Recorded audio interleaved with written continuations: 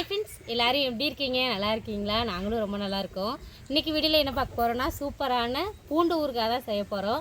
பூண்டை நல்லா எண்ணெயிலே ஒரு 20 நிமிஷமாக வதக்கிட்டு இருக்கேன். பாருங்கள், பூண்டு நல்லா வெந்துட்டு நான் கரண்டியில் வெட்டினேன். ரெண்டாக நல்லா வெந்து நசுக்குனா நசுங்குது. அந்த அளவுக்கு வெண்ணெயிலே வேக வைக்கணும்.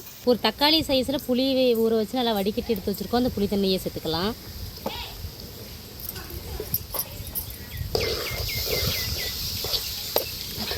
ஒரு சின்ன துண்டு வெல்லம் எடுத்து இடித்து வச்சுருக்க அந்த வெல்லத்தையும் சேர்த்துக்கலாம். ஊறுகாய்க்கு தேவையான அளவு உப்பு சேர்த்துக்கலாம். கடுகு, வெந்தயம் ரெண்டையும் வறுத்து அரைச்ச பொடி, காரத்துக்கு ஏற்ப மிளகாய்த்தூள், மஞ்சள் தூள் சேர்த்துருக்கேன். மிதமான சூடாகவே இருக்கணும். ரொம்ப தீ இருந்ததுன்னா அடி பிடிக்கும். அதனால் தீ கம்மியாக வச்சு இதுக்கப்புறம் செய்யணும். தாளிக்கிறதுக்கு நல்லெண்ணெய் சேர்த்துக்கிறேன். கடுகு நல்லா பொரிஞ்சிடுச்சு. இது கூட வரமிளகாய், கருவேப்பிலை சேர்த்துக்கலாம்.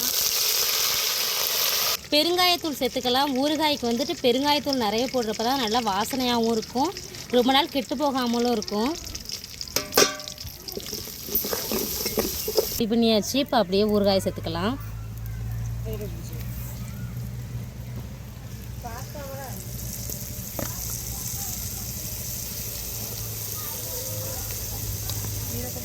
கீழே கொஞ்சம் தண்ணி கொஞ்சம் தண்ணி.